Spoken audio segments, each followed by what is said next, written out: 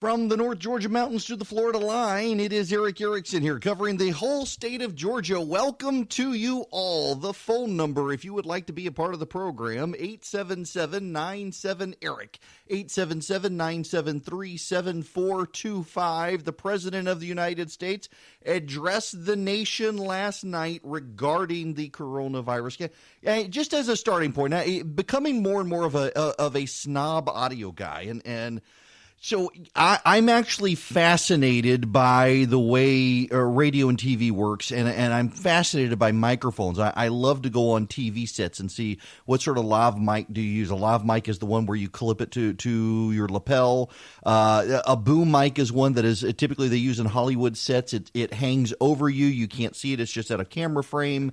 You have a shotgun mic that can be mounted to a camera. You have a radio mic like I'm using right now that you get very close to and you talk into. If I stand back here, you can hear the noticeable sound, and then if I get close, you can tell exactly what the audio is when I come close to the sound. It's designed not to pick up a lot of noise. Oftentimes outside my studio, you'll have somebody who has a leaf blower, and you may be able to hear the buzz a little bit, but this microphone is designed that if I'm not directly in front of it, by and large, this is the same microphone Rush uses. It's just not gold. It becomes difficult to pick up those sounds, so you can't hear my dog barking. I've got soundproof doors, but occasionally the dog is by and barking. You can still hear some of the noise. So I'm fascinated by all of that. And last night the president used a lavalier mic, and the way the lavalier mic works is the microphone, it points up and it captures the sound above it. So the president inhaling through his nose, you heard the whistling. Exhaling, you heard him exhaling because it picks all of that up because it's above him. Now, if you had a boom mic that was above the president, like other presidents used to use, you'd have a microphone. You wouldn't see it in frame, but the president would have a shotgun microphone. A shotgun microphone, it means it points directly down and spreads out at a minimal range for audio. Then you wouldn't be able to hear the nasal sounds of the president. And this president brought in people who wanted to re-up his production value. And he decided to use the lav mic, and people noticing the sound of the president speaking last night. That's why it had everything to do with the microphone. It didn't have to do with the president having coronavirus or some such. There are all sorts of conspiracy theories about how sick the president is and some such. He's not sick. He's got a lavalier mic. Now, what did the president actually say? Well, first, let me tell you, we're going to have the lieutenant governor of Georgia here at the bottom of the hour. It is crossover day in the legislature, and we don't want to forget about Georgia news. Likewise, I want to ask him about the coronavirus and its impact on the legislature. Also, I will take your phone calls. Some of you may have questions today about the president's speech, the markets. We are officially in bear market territory, and I want to get into that as well. The phone number here, 877-97-ERIC, E-R-I-C-K, 877-973-7425. But to begin with, some sound bites from the president on what he intends to do. I will be asking Congress to take legislative action to extend this relief. Because of the economic policies that we have put into place over the last 3 years, we have the greatest economy anywhere in the world by far. Our banks and financial institutions are fully capitalized and incredibly strong. Our unemployment is at a historic low. This vast economic prosperity gives us flexibility, reserves, and resources to handle any threat that comes our way. This is not a financial crisis. This is just a temporary moment of time that we will overcome together as a nation and as a world. However, to provide extra support for American workers, families, and businesses, tonight I am announcing the following additional actions. I am instructing the Small Business Administration to exercise available authority to provide capital and liquidity to firms affected by the coronavirus. Effective immediately, the SBA will begin providing economic loans in affected states and territories. These low-interest loans will help small businesses overcome temporary economic disruptions caused by the virus. To this end, I am asking Congress to increase funding for this program by an additional $50 billion. Using emergency authority, I will be instructing the Treasury Department to defer tax payments without interest or penalties for certain individuals and businesses negatively impacted. This action will provide more than $200 billion of additional liquidity to the economy. Finally, I am calling on Congress to provide Americans with immediate payroll tax relief. Hopefully, they will consider this very strongly. Now, what is notable here about what the president said, and you could hear his breathing there. No, seriously, no, don't get mad at me for putting that. There are actually people on social media spreading conspiracy theories about the president's health because they could hear him inhaling and exhaling the way he was. It had everything to do with the microphone. It had nothing to do with the president of the United States' health. Absolutely bizarre conspiracy theories on the left, and they're totally melting down on this. Now, what I am seeing from a lot of people is sorry, Lieutenant Governor just got he just canceled on me, so he won't be coming up at the bottom of the hour. So what I am seeing from a lot of people out there is that they don't understand why the president thinks low interest loans to companies will help. Let me explain this to people who don't understand. Take a restaurant. A restaurant doesn't want to lose its employees, but it has no customers coming because the local municipality or the governor of the state has ordered quarantines. Everybody's got to stay home. No one's allowed to go out. What do you do with those employees? Do you lay them all off, or do you take a virtually no interest loan from the federal government, borrow money from the federal government, and then take that money and apply it to payroll for the people who are out of work, the cooks, the bartenders, the waitresses, the waiters, the work staff. A lot of restaurants will be able to do that because the loans from the federal government will virtually be without interest. So they'll be able to do it and be able to pay that back over time to the government, and they'll be able to keep people having money coming in even though those people can't come to the office because they don't have jobs. You've got to find a way, and see, this is why it's complicated, and we'll get into the president's other stuff as well. He made some misstatements that the White House is having to clarify this morning. But here's the problem. In fact, if you want to see what I wrote this morning, you can go to theresurgent.com. I've got it more fully at my Substack site where I'm doing a daily newsletter. If you want to subscribe to the daily newsletter, it's not quite daily. It's mostly daily.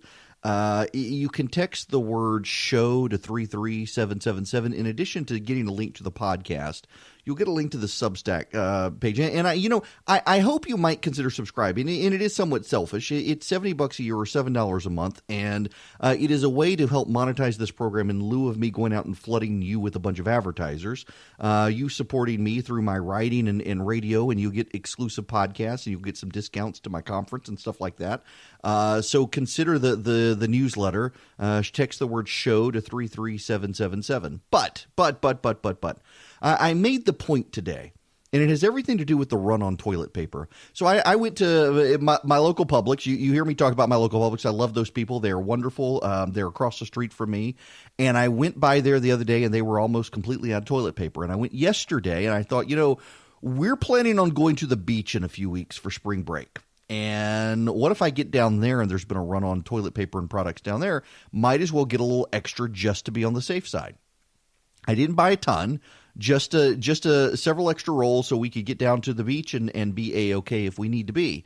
And I went in there, and they actually had full shelves of Clorox wipes. They were limiting it to per person. They had 2 full shelves of Lysol wipes. They had mostly toilet paper. There were actually all of the big packages of toilet paper were sold out. It was the 4. I got the last big package of toilet paper.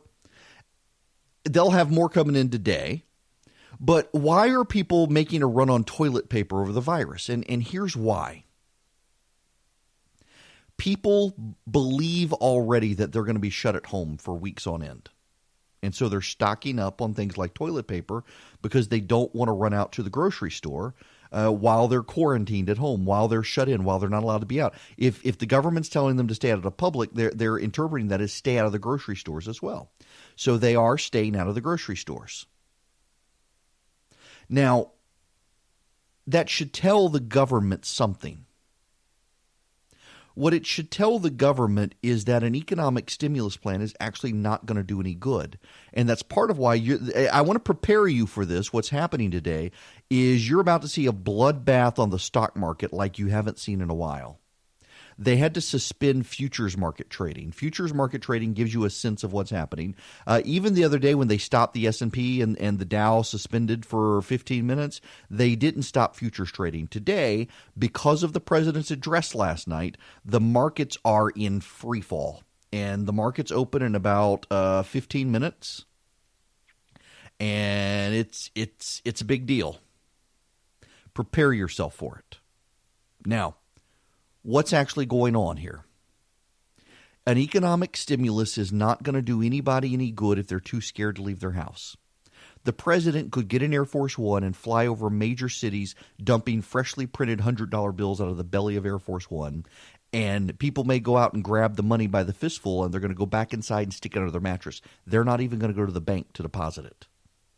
They're not going to go shopping. They're not going to go to sporting events. They're not going to go to the grocery store. They're not going to go to restaurants. They're going to stay home. People are beginning to get scared about this virus. And while they shouldn't be scared, they should be super precautious. I'm continuing to see, in fact, the sports commentator Clay Travis is telling people that this virus is less contagious than the flu. 99% of people recover. He is absolutely right that 99% of people recover. In fact, the fatality rate is 100%. Of the 99% who recover, some of them have long-term lung damage. He's leaving that out. And also, it's highly contagious. It is more contagious than the flu. The bigger issue here, and I hate to sound like a broken record, but I feel like I got to say it all the time. The bigger issue here is not the number of people getting the virus. That is significant. But the problem is, as more and more people get the virus, it's going to begin to mutate again and could spread in a second, more deadly wave. When the Spanish flu first went through the global population, hardly anybody died. It had a death rate equivalent to the regular flu. The second wave of the Spanish flu got to 2% of the entire world's population died. Not 2% of fatalities. It was roughly, millions of people died. Millions of people died. That's what epidemiologists are worried about. The mass casualties of a second wave of this virus. If it goes fully global, and it is a pandemic now, it's worldwide. If it gets into enough people and continues to mutate, it mutates in a way that is more fatal and spreads again in a different way, and the people who've already gotten it get it a second time, and then they die. That's part of the concern. This virus is more contagious than the flu. It is more contagious than the cold. It is more deadly than the flu. It is more deadly than the cold. It is more deadly than pneumonia. And it's spreading globally. It is a global pandemic. And people are not going to take advantage of an economic stimulus if they're too scared to come out of their house. So what the White House needs to do is get on the same page with Congress. And what Congress needs to do is get on the same page as the White House. Now, how is this going? Well, let's just look at the last 12 hours. The president addressed the nation last night. He got 3 major factual errors in his speech. He should probably fire a speechwriter today, given what they put in the speech for him to read, including saying that there was a cargo embargo on Europe, which isn't true, failing to note that the travel ban in Europe actually isn't a travel ban in Europe, and also mischaracterizing what insurance companies would pay for. That was in the president's speech. He read the speech. Yes, the president, the buck stops here, but also the speechwriter should have never put it in the speech. Those things were wrong. It did not reassure the markets. They wanted to hear the president say he was actually going to start putting localized travel bans in place in this country. They wanted to hear that we were stepping up the manufacture of testing kits. They wanted to hear that we were waiving regulations on testing kits and the things like that. And they didn't get it, so the markets are going to be in free fall today, and I suspect you're going to have the White House come back out and redo this later. The vice president's already come out this morning. But what did the Democrats do? Because this is a bipartisan problem. You can't put all of this on the president, and I know Democrats want to put all of this on the president. There was an absolute meltdown going on social media last night and on TV last night. CNN chose to fixate on the phrase foreign virus, as if that was the big takeaway from the president's speech. What did the Democrats do? They waited until after 11 o'clock last night to release a 124-page stimulus package about which they consulted the White House on nothing. And today they're saying they're going to pass it today. No one's actually read it, and they're going to dare the White House to veto it. That's no more responsible than getting wrong several of the key facts in the president's speech last night. And by the way, the president overwhelmingly is right on this path of providing economic incentive to small businesses to shut down without risking themselves financially and allowing people to stay home. But it's also a very difficult problem. You know, a lot of doctors and nurses in this country have something called a child. And if they've got to go to work and schools are shut down, what do you do with the child? Where does the child go? Do they have childcare? Some do, some don't. What do you do? These are complicated questions. What about the business that's on the knife edge and even they can't afford to take out this loan? Do they shut down? Do they go out of business? Do they put people out of business? If they put people out of business, do those people have to go queue up for unemployment benefits at a local office at a time we're telling people not to queue up? Do they apply online? Do they just get free money from the government? What goes on? These are very complicated questions. There are people who believe there are easy answers of just printing dollar bills and giving it to everybody. That doesn't actually work economically. It causes the devaluation of currency and massive inflation and will wreck the economy. So what do you do? Difficult questions. What I would submit to you shouldn't do is have a meltdown like Don Lemon did on CNN last night or be obsessed over the phrase foreign virus as most of the American media is. We're headed in the right direction, but I would argue we probably need to step it up a little bit. It is Eric Erickson here. The phone number, if you want to call in, 877-97-ERIC, 877-973-7425. The Democratic response here is rather juvenile, and it is essentially they are going to pass an economic stimulus plan today in the House of Representatives that no one has actually seen. It's 124 pages. They released it at 11:08 p.m. last night. They are going to debate it and pass it today. Sight unseen, no committee review, and then pass it to the Senate and try to make it a political thing. I do think that, like this foreign virus situation, is going to actually undermine our ability to get anything done. I think it's highly irresponsible. And, of course, the media, just like impeachment, is going to cheer it on. And I think this actually gives the president a way around this. In fact, I think the president used the phrase foreign virus from China last night because he knew the media would do exactly as Jim Acosta of CNN did. Listen to this. I think that is the speech that was expected. I think it went well beyond what any of us really thought. I don't think many of us were expecting the president to announce a travel ban from Europe for 30 days starting at Friday at midnight. That is stunning. That is going to cause major disruptions to the travel industry, and it is going to cause all kinds of problems that we haven't seen since the Trump administration tried its travel ban very early on in the administration. We saw people waiting at the airport and so on, wondering if loved ones are going to get back from Europe. So it is going to be interesting to find out what the details are for administration officials in terms of how they're going to implement that. The other thing, Chris, that I think we should point out, at one point during this address, the president referred to the coronavirus as a, quote, foreign virus.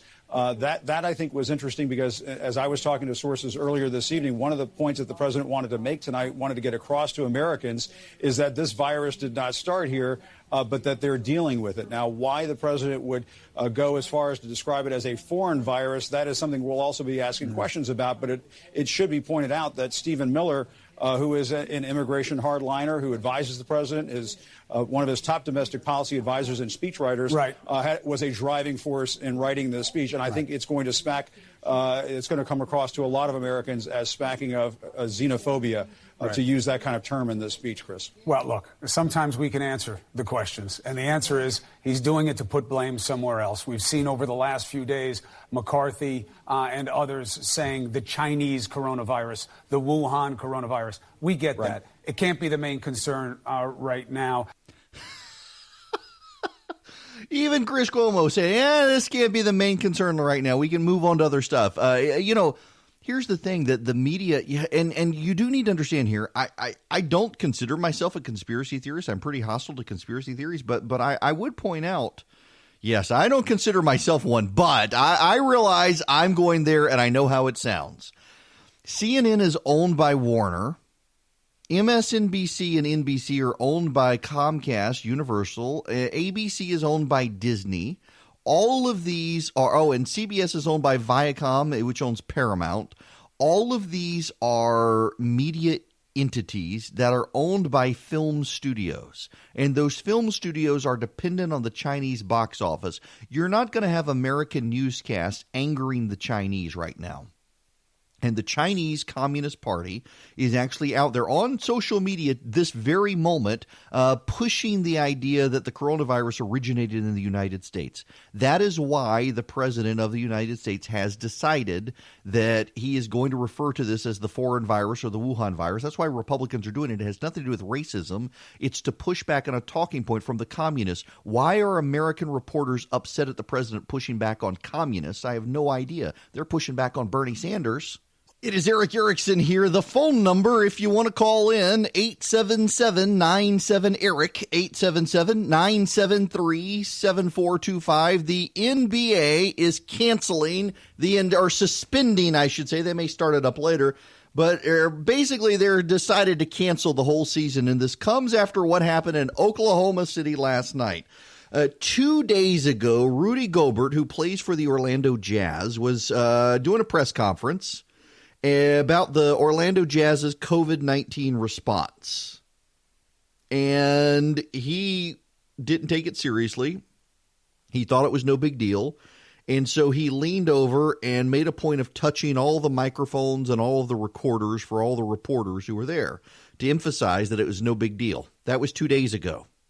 Last night, the Orlando Jazz was in Oklahoma City to play the Oklahoma City Thunder, and the game was about to begin. The music had started, the crowds were in the stands, and they canceled the game. Turns out that the very same Rudy Gobert, who 2 days ago was touching all the reporters' microphones and recorders, has the COVID-19. Now, here's what we know. You can be contagious for the 4 days before you have symptoms. So the odds are, because he had symptoms and had a fever at the game last night, he apparently did have a fever. We know that he was contagious for the 4 days prior. So it is, Utah. Did I say Orlando? I'm sorry. Thank you, Brent. Buddy of mine just texted me and said, you're saying Orlando. I have said Orlando since yesterday. Oh my goodness gracious. I got to fix that, don't I? This is how much I keep up with the NBA. Nonetheless, so the Jazz were in Oklahoma City, and they decided that they needed to shut down the whole game. And, well, they did. And they didn't just do that. They decided to shut down the entire season because it's probably spread to the whole Utah Jazz team now. Oh, here's what we know from Dr. Anthony Fauci, the head of the National Institutes of Health. What we know now is that it spreads through your breath. And we now know from a study, they were just talking about this on Fox News right before the show started, that it can live for 3 hours in its surroundings. It can actually live for up to 96 hours on glass. Think about that. Your tablets and devices. But 3 hours circulating in the air, this virus can survive. You can get it by inhaling the water vapor particles that are expelled from an infected person's lungs. We now know that a person who is infected with this virus has 10,000 times the number of viral particulates in their lungs as they do after the fever starts. So in the first 4 days of this virus, you are highly, highly contagious, and you have zero symptoms. So they've shut down the entire season for the NBA. Now, the NCAA, we are in March Madness. It is March 12th, and the Final Four coming to Atlanta will be without crowds. There will be no audience participation. They are now rumbling today that perhaps they may shut down the entire season of the Final Four, that they don't even want the players together at this point. There are rumors about that. We will see. I have a hard time believing that, but I will get more into this in a little bit, but I gotta play a little more from CNN last night because this deserves to be heard. And full disclosure, I know and like Don Lemon, and he has gone off the rails. He is the president. I think has genuinely broken the guy. He cannot have a rational conversation about the president any more than he can have a rational conversation about a black hole sucking up a 747. This is Don Lemon, or I guess it was a 777. This is Don Lemon talking with John Kasich last night, who I really don't like. I like Don Lemon more than I like John Kasich. I'm not a John Kasich fan at all, but listen to this. I don't know if he stuck to the script or not, but whatever script he read was wrong because they've had to clarify it several times. And I just got to say, if the president came out to calm people's fears, he didn't do a good job of it because they've had to come back and clarify it several times. And this has been going on long enough for them to get it straight. We need straight, accurate information from this president and this administration, and we're not getting it. And I don't understand why you are tiptoeing around it. He came out, gave an address that usually that happens very rarely, and he doesn't get it right. I'm going to tell you, first of all, he read it, and somebody that wrote this, look, I don't want to get into that. Why not? That's why you're here to talk about the president's address. Can I finish now? No, you can't, John, because we're here to talk about the president's. Wait, we're here. I don't want you to go on and deflect and talk about something else because we're here to talk about the president's address. And you said that someone else wrote it. He's the president. Even if someone else wrote it, it should be right. I know he did, and he has to be Don. He put this thing out because there was some confusion out there, okay? Now there's more confusion, John. And what I'm trying to say to you, Don, we got to move down the road. Looking back doesn't get things fixed. We're not looking back. The president's address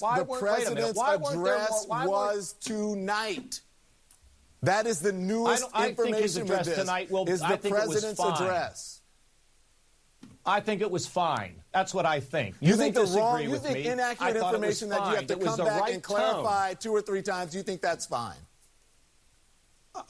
Look, I thought he did fine. That's what I thought. I thought he had the right tone, and he no longer played around with, we're going to blame Democrats or forget this stuff. I hope he's trying to move forward because he understands the seriousness of this situation. It pains me to agree with John Casey. Okay, here's the problem.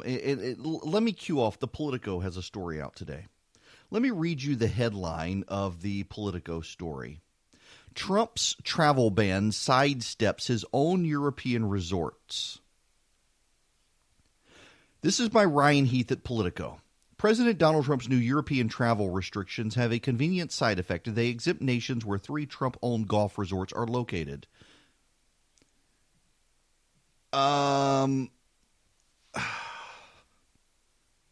Y'all,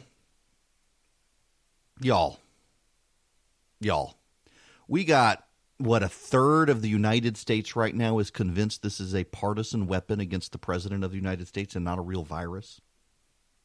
We got hospitals in this country filling up with people. We've got more cases in this country than have been reported, and we know this because there are now massive flu spikes happening in Los Angeles and New York that are unexplained, that should not be happening. And so every single health expert knows this is COVID-19 spreading. South Georgia is apparently about to get its first case reported, from what I'm told. That's not in the news yet, but I am told that South Georgia, it appears it may very well have its first case. And we've got Don Lemon on TV yelling about, screw the president's tone and screw the president wanting to take tough action. The president made a couple of misstatements that his speechwriters made, and he has to own it because the speechwriters put it in and he read it, and it's all him and screw him, and we got to relive all the bad things about I hate the president and the president's wrong, and we can't actually allow the president to move beyond this. You know what this reminds me of, actually? This reminds me of the internet shaming where someone from last year, 2 years, 10 years, 20 years ago says something that people on the internet don't like, and so now this person's not allowed to grow up. They're not allowed to move on. They're not allowed to change the direction. You've got the media in this country nonstop yelling that the president of the United States needs to change the trajectory of the conversation, and yet he tries to change the trajectory of the conversation, and oh my God, we can't let him do that. We've got to re-examine the word for word speech. He got it wrong. They had to send the vice president out. The markets are tanking, and it's all his fault. We can't move on from this. We need the president to come out and apologize for his speech last night and have a do-over.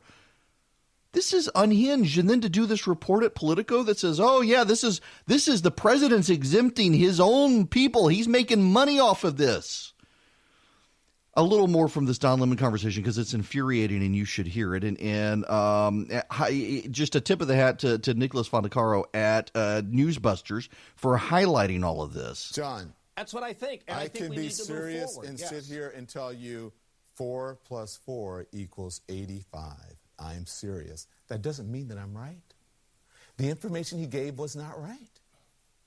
You have to come back and clarify several times information that you gave. Listen, I tried to cut him a break at the top of the show. You mean like who's going to get back into the country? You mean what is it in the clarification that you thought was so terrible? Tell me what you thought. I didn't was say so I thought bad. it was terrible. I'm telling you that we're in the middle of a pandemic right now. We're in the middle of a pandemic, and every time this president comes out, he gives inaccurate information. So I don't understand why he would even come out and do it at all if he is going to confuse the American people even more. You don't understand that? You're a governor. I'm surprised that you don't understand that. If you're not going to help, no, Don, if you're not going to be accurate, why I do understand. What Kasich should be asking Don Lemon now is here's a doll. Show me where the president hurt you. Because that's what this essentially is. I mean, Don, can you shut the hell up for just a minute and let me finish speaking? Maybe he should have said that. What has the president done to break Don Lemon so badly? Don is a perfectly nice guy. He's a very nice guy, but why can't he not let John Kasich finish his point? Why is he so alarmed that John Kasich may disagree with him? Why is he so alarmed that John Kasich may be willing to point out that, yes, the president, after several days of being dismissive of this virus and attacked by Don Lemon for being dismissive of this virus, finally had a sober conversation with the American people to let them know how bad the virus actually is and what the government is going to do to help people, and John Lemon still can't get beyond it. At some point, members of the media have to realize that Donald Trump behaves differently from the normal president that they wish they had, named Joe Biden. And while they are desperate to make Joe Biden happen to stop Evil Orange Man is still president of the United States. And we should at least allow him to move beyond being dismissive of the virus after the last several days, as his own National Institutes of Health director has come out and says, yes, this is actually going to get worse before it gets better.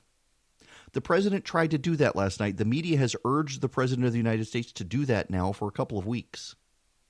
The president tried to do it last night, and they can't let him do it now. Could I have a news network, as an aside, could I have a news network where I get the news without the commentary from the anchors and reporters? I really don't need Jim Acosta to mouth off. It was very interesting. I actually did an experiment last night. I put up Fox News and I put up CNN together. Oddly enough, I had the same TVs, and the CNN picture was better than the Fox picture on DirecTV, and I'm not sure why that was. Hannity, everything looked a little paler. It was weird. It was noticeable. But it was interesting because it was Sean Hannity on, and I thought it was notable, on Fox. You know, Sarah Palin did the whole Masked Singer thing last. Baby Got Back with Sarah Palin last night. You can Google it. Maybe we'll get to it. Nonetheless, so you had on Fox News, you had Sean Hannity, who was talking to John Roberts, who I know. And you had on CNN, you had Chris Cuomo talking to Jim Acosta, who I know. And when the speech was over, they came back, and what did John Roberts do? Here are the facts of what the president said. Here's a little more depth from the sources that I have. And over to you, Sean Hannity. What did Jim Acosta do? Here are the facts of what the president said, and here's what I think about the facts of what the president said. I don't really care what Jim Acosta, the reporter who's covering the White House, thinks. I care what he knows. I don't care what Jim Acosta feels, nor do I care what Don Lemon feels. I want to know what they know. And right now what they know is that they don't like the president, and it pollutes every single damn thing they say about the president of the United States. They got to come through and they've got to do partisan commentary. I thought CNN was not going to become MSNBC. I thought CNN knew the difference between the apples and bananas, and apparently they've gone bananas. Can I just, as an aside here, please just bear with me. I love CNN. I grew up watching CNN. I lived overseas. CNN was the only major international news network you could get. I moved home. I remember watching the Gulf War as a kid, moving back to rural Louisiana, having lived in the Middle East. Bernard Shaw, Wolf Blitzer, Frank Sesno, even Judy Woodruff, and the like. They were all there. Robert Novak, a brilliant commentator. And I got to work at CNN for 3 years, and I treasure those 3 years. I made a lot of friends who still work at CNN. They are some fantastic reporters at CNN. They are incredible people at CNN. Wolf Blitzer, John King, Dana Bash, Gloria Borger, Jake Tapper, Anderson Cooper. These are actually fine reporters who I know and like, and I understand, and they understand that they may have biases and worldview differences from me, and they work very hard to overcome those and tell us the truth about what's going on and try to get to the facts, and they're willing to call BS on both sides. They are. Whether you like them or not, they actually are. All of these people are willing to do it. And then you've got other people like Chris Cuomo and Don Lemon who have decided to compete with Fox News by becoming MSNBC Light. They want to be newsy, not news. They want to be truthy, not truth. They want to be opinion, not actual fact. And so they have on the former governor of Ohio as a CNN contributor last night, who I don't particularly care for, and am aggravated. I've got to defend the guy because he comes on and he makes a good point that it was nice to see the president finally sobering up, not dismissing the virus and saying we're going to take care of it. And what does Don Lemon do? Oh my gosh, he didn't give us the full detail of the European travel ban. This guy can't grow up and move on. No. He's trying, and CNN can't let him do it. Don Lemon can't let him do it. Because if the president does it, it might help his poll numbers. And God forbid the president's polling goes up and he wins re-election. It's unfortunate to see the president having broken so many people. Yes, the president got things wrong last night. I wrote about it. Let me read you my precise paragraph that I wrote. Consider just the last few hours. The president spoke to the nation in somber tones from the Oval Office and managed to say that we were suspending cargo shipments from Europe. We're not. He left out a significant detail related to the suspension of travel with Europe that probably should have been put in the speech. It also seems he misstated what insurance companies had agreed to cover. As for the Democrats, they unveiled their 124-page economic relief package after 11 p.m. last night and intend to get it passed today, largely sight unseen, and dare the president and Republicans to stop it. Yeah, the president got 3 details, misstated 2, should have expanded 1, but he didn't. But by and large, what did he do? He tried to reassure the nation, and he tried to make sure that everybody knows he's taking it seriously, and he tried to make sure everybody knows we're going to have economic relief. That should be the takeaway from the speech. That's the relevant takeaway from the speech. The other things, yeah, okay, one was a misstatement. Maybe there were 2 because insurance isn't actually necessarily going to pay for every detail of coronavirus. They are going to pay for testing. But one of them was just, the thing that Don Lemon was hung up on is the travel ban to Europe. There are actually some major exceptions to the travel ban. So it is a travel ban, but with exceptions, and the president didn't outline bullet point by bullet point the exceptions, and that's what got Don Lemon upset? Seriously? You know, if the president had spoken for 20 minutes instead of 10 minutes, Don Lemon would have been upset by the length of the speech. Maybe, just maybe, I don't know. I'm not going to say that. I nearly got myself in trouble, and I shouldn't. But, man, the president has broken some people. Let me step back for a moment, please, from talking about the coronavirus. If you're in the Cartersville area, you probably should. Actually, I don't care where you're listening right now. You should probably know this. USA Today went out and surveyed art experts in the United States. 20, they're travel experts, actually. I shouldn't say art experts, travel experts. USA Today travel experts looked at art museums around the world, or around the United States, I should say, and wanted to name the top art museum in the United States. And it is not the High Museum of Art, but it is in Georgia. It's in Cartersville. It is the Booth Western Art Museum. It is now, it's up I-75 from Atlanta, down 75 from Chattanooga. The Booth is the USA Today's best art museum in the United States. It opened in 2003. It's the world's largest permanent exhibition space for Western art. It's 120,000 square feet. It's an architectural wonder designed to resemble a modern pueblo and constructed from Bulgarian limestone, says its website. The museum is named for Sam Booth, a friend of the museum's founders. It's operated by Georgia Museums, Inc., and it is the best art museum in the United States of America.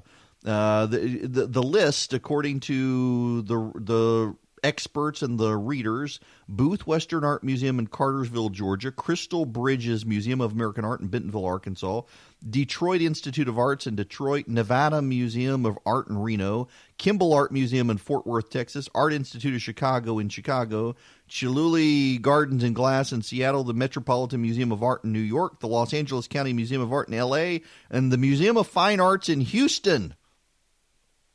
Now, the National Infantry Museum and Soldier Center in Columbus is listed as the third best history museum in the United States. So we got two of the best museums in the United States. I have never been to the Booth Museum. I have seen a picture of the building.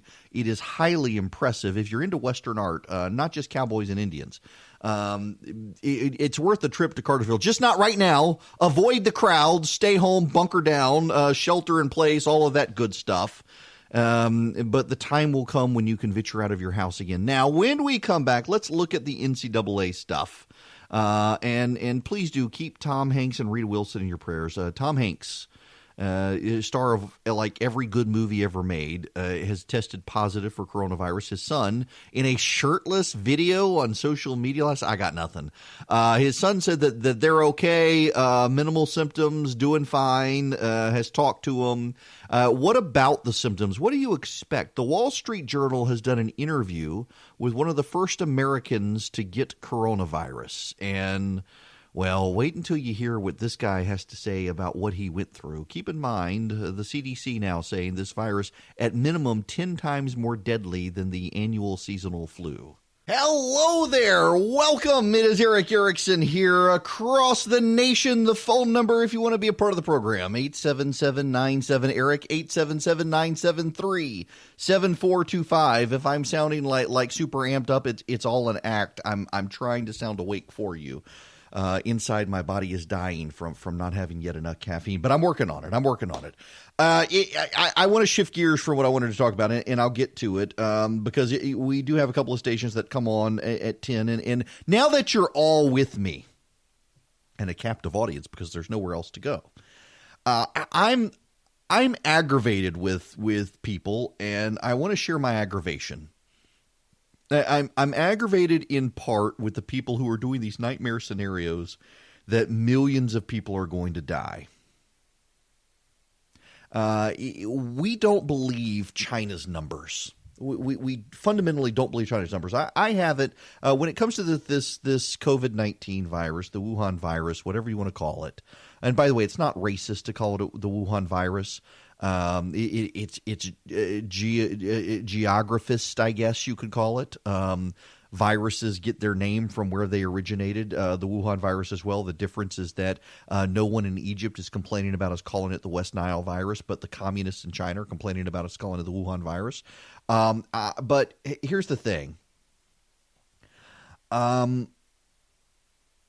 I'm really aggravated with the people doing the straight line mathematics who have decided that we're going to get millions of cases in this country, which we haven't seen anywhere yet. No one believes the Chinese numbers, and there have been multiple reports in South Korea and Japan of ash falling from the clouds or gray particulate coming from the clouds, and people are very certain that the Chinese have cremated a lot of dead bodies. So we don't know what the actual impact in China was. The fact that they so rapidly shut things down, though, when it got out of control suggests it was actually far worse than what they're letting on. But we can see some stuff that's happening around the world that does trouble epidemiologists. And I really genuinely want to put this in perspective. And I want you to understand what's going on, and I want to give you this number. It has not yet updated overnight, but when I started this program yesterday at 9 a.m., there were 10,000 people in Italy who had COVID-19. When I finished my second radio program started my second radio program yesterday, the number was 12,300. By the time that I finished my radio program yesterday evening, the number was 12,462. And we haven't seen the updated daily totals from Italy yet, 12,462. Now, here's what's notable, and let me put this in perspective for you. Of those 12,462 cases, over 9,000 of them have happened in the last 8 days. In the last 8 days, that's what's happened. There are 827 deaths in Italy right now.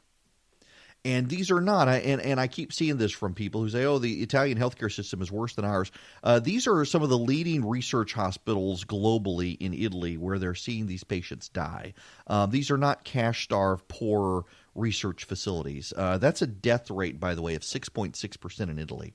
Again, these are not impoverished hospitals in Italy. And they're seeing a 6% death rate. Now, let me play this from Anthony Fauci yesterday.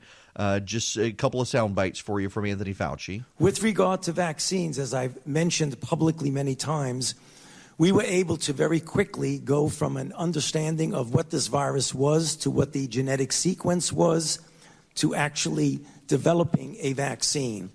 But there's a lot of confusion about developing a vaccine.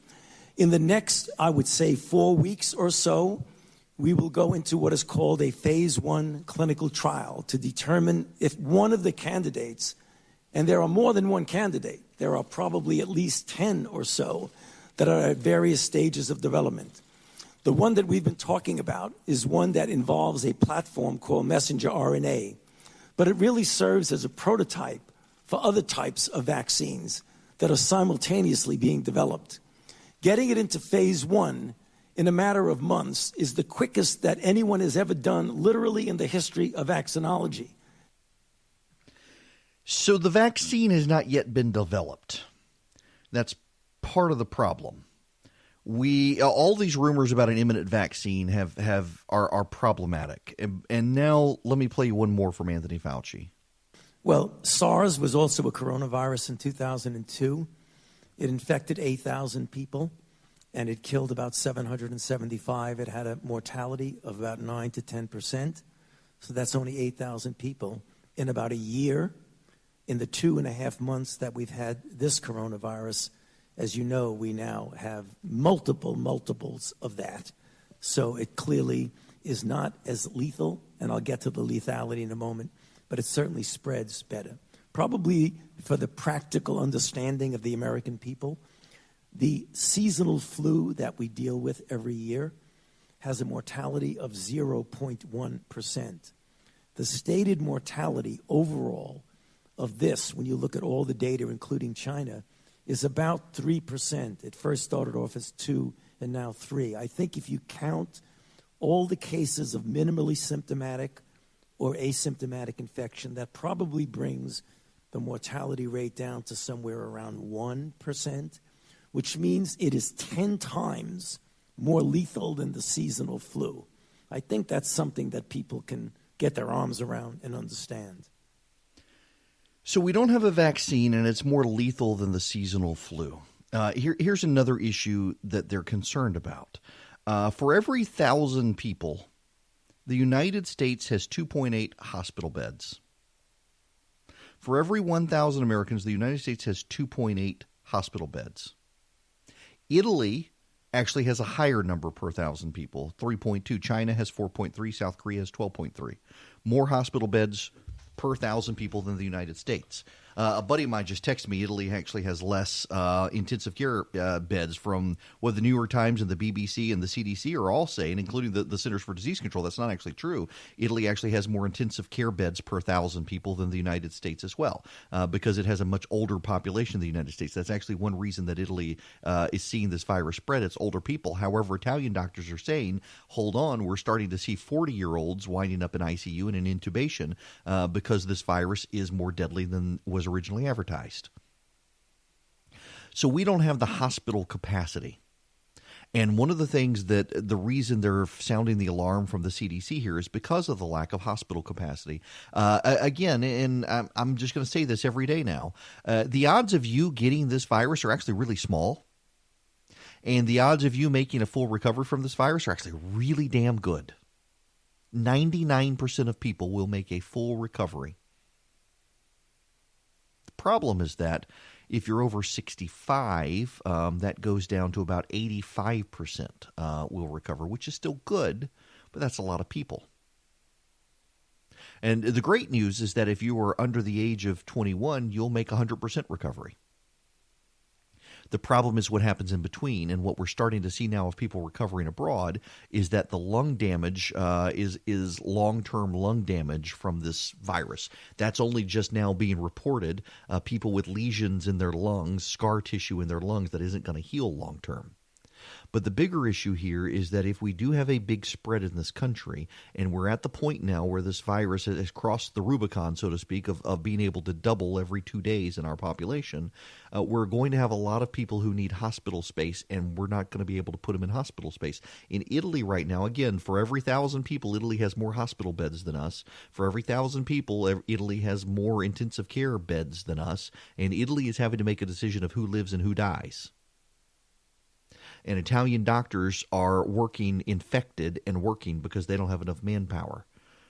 There's a huge article out in the BBC about Italian doctors who have been infected by this virus, and they're covering themselves up and continuing to work until they have symptoms that require them to have bed rest because there aren't enough doctors to work. They're working basically 24-hour shifts now, and they've got the point now where if you've got some sort of serious illness beyond the coronavirus, then they're telling patients that there's nothing they can do for them. They need the beds for people they know they can get better, and they know these patients can't.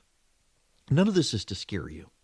And I'm really actually hacked off at the people who are downplaying this so minimally, because what's going to happen is you're going to have a bunch of people who say it's no big deal, and they're going to go out, they're going to get it, and they're going to spread it to other people. My wife, and if I'm sensitive to this, I am, because my wife has lung cancer. And if she was in Italy and she got it, she'd be one of the lists. She'd be on the list of people who would get no health care treatment. The odds of you getting it are small, but it's growing. And we're past the point now where the virus can double every 2 days within our population. So right now in the United States, we have 1,323 people who have it. Consider this, in Georgia, just the other day, we had 7 cases. Yesterday, we had 20 cases. Today, we have 31 cases. So 2 days ago, just let me put this in full perspective for you so you understand what we're dealing with. 3 days ago, we had 7 cases of coronavirus in Georgia. 2 days ago, we had 11 cases in Georgia. 1 day ago, we had 22 cases in Georgia. Today, we have 31 cases in Georgia. I'm told that number will be going up later today when they revise it. It's jumping in the state. It's no longer confined to Metro Atlanta. Places outside of Atlanta are starting to see the virus crop up. Look at the situation in Washington State, 373 cases, 342 of them still, 30 people dead, 1 recovered. When it gets into nursing homes, it's not good. Louisiana has 13 cases. 4 days ago, Louisiana had no cases. Colorado has 34 cases. 2 days ago in Colorado, they had 5 cases. And this is from people from testing. Remember, one of the things that separates the United States from a lot of these other countries is that we haven't been doing a lot of testing. We don't have a lot of test kits. So we're having to double up on the test kits in this country to get people tested. We're starting to see flu outbreaks in cities where the flu should be on decline, and a lot of healthcare experts are saying this is probably the coronavirus. So what do you do? What do you do? Well, first of all, don't actually panic. The reason that everybody's putting this on your radar screen is for a couple of reasons, and let me explain those reasons to you. One, this virus is more contagious than the flu, and we want to contain it. And what you and I both know is going to happen is a bunch of people, and this is just going to piss me off further come a couple of months from now, people are going to say, see, you spent all this time on the radio for 2 weeks, and it really wasn't that big deal. Only about 100,000 people got it, and the flu gets 21 million people a year. There. I'm sorry, people are stupid. The reason we won't get as many flu cases, the reason we won't get as many coronavirus cases as we got flu cases is because the United States has decided, 1, there is no vaccine, and 2, it's far more contagious, so 3, we need to shut everything down. The NBA is shut down. The NCAA is shutting down. Outdoor activities are shutting down. It is absolutely crazy, and I don't care about people trying to send me information. And yes, I'm sub-talking to a friend of mine right now, trying to correct my information when I've gotten all this stuff from the CDC. Stop trying to correct me right now when I know I'm right on this stuff. Good Lord, leave me alone at this point. All you're doing is making me mad. The point of the matter is that healthcare in this country could be better. We could have more tests in this country. We need more tests in this country. There are a lot more people who have this virus than you know. And if you get it, you're probably going to be fine, but your grandparents are probably going to die. I don't see the need for people to push. And I realize there are contrarians out there. And I'm not trying to make friends of mine mad at me right now. I realize there are contrarians out there who they're hearing all of this hype and this nonstop stuff in the media, and they're saying it's really not that big deal. If you get it, 99% of people are going to survive. But here's the point that everybody seems to miss. This is a phase 1 coronavirus, and I am no expert, but I know how to listen to the experts. Do you know when SARS originally came through, it killed a few hundred people, a few thousand people got it, no big deal. The virus mutated, and the second wave, thank God, avoided this country. It killed way more people. The swine flu actually killed way more people in its second year than it did in the first year. The Spanish flu in 1918 killed 2% of the entire world's population. In the first year, how many people did the Spanish flu kill? 0. It's a coronavirus. It is the phasing that concerns the epidemiologists. That's why they don't want you to be in large crowds. They know that if you get the coronavirus right now, you're going to be fine more likely than not, unless you're over 65. They absolutely know that. But if they tell you if you get it, it's no big deal, what are you going to do? You're still going to go into the big crowds and you're going to say, oh, I'm going to be fine if I get it. It's no big deal. You are this year. When it comes back next year, you're going to die. I'm so damn tired of all of the people on the right treating this as a political thing. Oh, let me be contrarian because really 99% of people are going to be fine. Yeah, you're absolutely right this year. This year. How many people are going to get it? Hopefully not a lot. Hopefully not a lot. Hopefully 10,000 people maybe. That seems to be a lot of people. 1 million people are going to get this. No, stop doing your stupid straight line math. Behaviors are changing already. That many people aren't going to get it. But it's going to have a massive economic impact. A lot of your friends are going to be out of work. A lot of restaurants are probably going to shut down. Small businesses are going to be impacted because people are scared to leave their house. And people are not going to leave their house now at this point until the president of the United States actually does something to calm people down. And last night in his speech, he began that process. And what does the media want to do? The media's got to keep the soap opera going because they're continuing to amp it up. Y'all, come on here. We're actually dealing with a global pandemic. We're dealing with a global pandemic where the majority of people who get the virus are going to survive. But now we know that a lot of the people who are going to survive are going to have lifelong lung damage. That's only just now being reported. We also know the older you are, the worse it's going to get. We also know this is phase 1 of a coronavirus, and when phase 2 and 3 hit, they tend to be far more deadly than phase 1. So if you can contain it and stop people from spreading it and stop people from leaving their house and going to large events, we're all better off. I don't need your data. I don't need your Clay Travis said it's not as easy to get as the flu. I don't need your internet celebrity, and I don't need your freaking essential oil recipes. What I need you to do is understand this isn't an elaborate conspiracy to own the president of the United States. What I need you to do is realize that it actually is far more serious than you say it is. What I need you to do is understand we're not all going to die. But please, listen to the experts. I realize nobody trusts anybody anymore except your internet friend with the essential oil recipe for cardamom and cinnamon. But that person may get the coronavirus too from their essential oil. Just listen to Anthony Fauci if no one else. Community spread is happening in the country. You want to contain it because you don't want it to mutate further. So just stay out of large crowds. You don't need to go hoarding toilet paper. If you're going to go to the beach, drive to the beach. Don't fly to the beach. And calm down. But for the love of God, stop acting like this is no big deal because you're going to make it a bigger deal. I need to give a commendation, shout out, and award to my friend Brent, who is subtexting me my text as I talk, but he was kind enough to text me that I had left the camera on right after I went to break, and I was seriously about to have to rub my nose, and thank you for telling me to turn the camera off, Brent. You are my hero today. You get a gold star on your forehead. That would have been embarrassing. Oh, my goodness. So can I be honest with you for a minute? It is allergy season as well.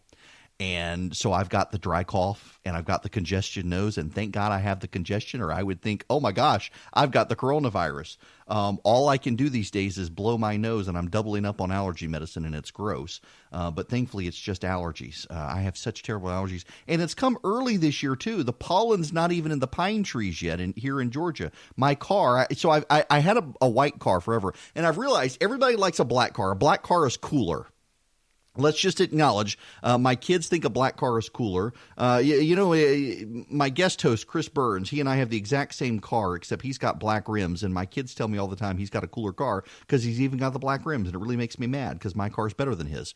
But nonetheless, I'm learning the downside of having a black vehicle is that you see everything, all of the dirt. It's absolutely crazy to me. And I really want to go back to a white car, but I would be shamed by my family if I went back to a white car. That's just the truth of it. My buddy across the street from me's got a blue McLaren now, and I'm really jealous about that. So is my kid. Now, nonetheless, all right, I really want to move on to others. I don't want to spend an entire show on the coronavirus again. We got other stuff we need to do, but before we can do any of that, I do actually need to talk about churches being suspended. There may be some overkill there. Washington State intends, by executive order, the governor of Washington State wants to order churches to not meet this Sunday, which is highly unconstitutional. And the Kentucky governor is asking churches not to meet. But why isn't he asking other people to not meet? That's kind of the problem here. We'll get into that, and we'll take your phone calls as well when we come back. 877-973-7425. All right, so I've got a party foul that is happening with my producer who doesn't like it when I text people or tweet during the show. And literally as I'm coming back on, he sends me a tweet to look at and says his direct tweet was, "Holy, I can't use the second word and it doesn't begin with an S. Probably not for air." So my question for my producer is, I was coming back on air when you sent this to me. If I play this, does it have profanity in it? Is it going to get me thrown off the air? Because I think I want to play this on the radio right now, and I need direction from my producer to actually tell me. I will await his answer because I think this is something we probably all need to hear. While I'm awaiting his answer, and I realize he said probably not fair, but I'm thinking it's worth airing here for just a moment. Nonetheless, I do want to move on to some of the other things. Washington State wants to shut down churches, which is unconstitutional. And they're at this point, though. They've got this mass outbreak in Washington State. They've got 30 some odd people dead already. He says, I didn't say play it. I just said don't play. Okay, fine. I just wasn't sure if there was profanity or something in it, because I actually want to play it on air if there's no profanity, just so I can laugh at it with the audience. But he doesn't want me to laugh at it with you on the air, so I won't do it. Oh, you people should see the things I put up with. Nonetheless, I will move on. In Kentucky, the governor of Kentucky, Andy Bashar, wants churches to not meet this Sunday. Now, I got to be honest with you. So I'm a little torn on this myself. I'm on the ushering committee at church this month. I didn't ask for this month. I would prefer a different month, but they just randomly assigned me at church to be on the ushering group this month, where you hand out the programs and you collect the tithes and offering and you clean up after church. And I'm totally fine doing it, except I'm kind of thinking, my wife's got lung cancer, and the CDC is avoiding people in those situations to avoid gatherings of people. And I'm starting to think I may need to weasel out of ushering for the rest of the month, given the situation. Now, there are no reported cases in Macon yet. The odds are very, very good. What's so funny here is the amount of rumor mongering that goes on about these things. So-and-so down the street works at the hospital and says there's a case, and they're not allowed to tell anybody. That's not the way this works, people. I mean, seriously, it is not the way this works. if there's a case at the local hospital, it's going to be rapidly reported and get into the public. The idea that there are secret cases of the virus around the country. Now, there are people who are infected and we have no idea they're infected. But the idea that there is some sort of secret, there's some secret quarantine. This reminds me. Remember the FEMA trailers during the Obama administration? The nutters who were convinced that there were rounded up camps of people around the country, or the Jade Helm thing. But yeah, there are people in my neighborhood. In fact, on Nextdoor, as a matter of fact, there are people on. You know the Nextdoor app. If you don't know what the Nextdoor app is. So Nextdoor is like Facebook for neighborhoods. It's a more pleasant version of Facebook where it's your neighbor. So if there's a car break-in or something, you can get on this app. And the way you actually get into the app is you actually get mailed a physical postcard. And the physical postcard comes to you and says, here is your access code. Your neighbors would like you to be on this website. And you think it's a scam at first, and then you keep getting these in the mail. And you're like, okay, I'll check it out. And sure enough, everybody in your neighborhood talks about Nextdoor. And you get on Nextdoor, and it's, hey, I need a lawn man. Who do you recommend? Does anybody have a housekeeper recommendation? I saw 3 youths running through the neighborhood who shouldn't be there. A couple of weeks ago, the big scandal in our neighborhood is some private contractor for AT&T sent 2 young men through the neighborhood knocking on doors with iPads telling everybody that you had fiber in the neighborhood now. I've been waiting for fiber in my neighborhood, by the way. Those of you who watch this connection online, you can understand I've been having internet connection problems, and I got to figure something out, and I'm thinking I may need a fiber line in the house. AT&T's got them in the neighborhood now. That's beside the point. The latest rumor on Nextdoor, and it's not just in my neighborhood, it's friends of mine who do Nextdoor in their neighborhoods are hearing it too, that there are super secret cases of the coronavirus in local hospitals. And I've heard it all over the place, these super secret rumors of either the teacher has it or the patient has it or the doctor has it, and none of it is true. I mean, everybody starts these rumor mongering things, and man, it is just spinning out of control. But back to the churches. I'm skeptical of whether or not I don't know that I should take my wife, given her health situation, to church, and probably will wind up not doing it just because you got to shake hands with people as they come in the door and you hand them the programs and all that stuff, and you're in near close quarters contact with them, and that puts my wife at risk given the situation. And I am very sensitive to this with my wife having lung cancer, that I want to be careful about the situation, but. Largely, so Andy Bashar, the governor of Kentucky, has asked churches not to meet this weekend. And here's the funny thing about it. He didn't ask that other gatherings stop. He didn't ask that sports gatherings stop. He didn't ask that concerts stop. He didn't ask that meetings and conferences stop. He just asked churches to stop. And a lot of churches in Kentucky felt singled out. Now, the guy, listen, I disagree with him on politics. He's a Democrat. But his father and his grandfather were Baptist ministers, and I'm sure that had something to do with his thinking of asking them to stop. But this is a larger issue here. Then it's probably one of those situations where he needs to make it about gatherings and not about churches.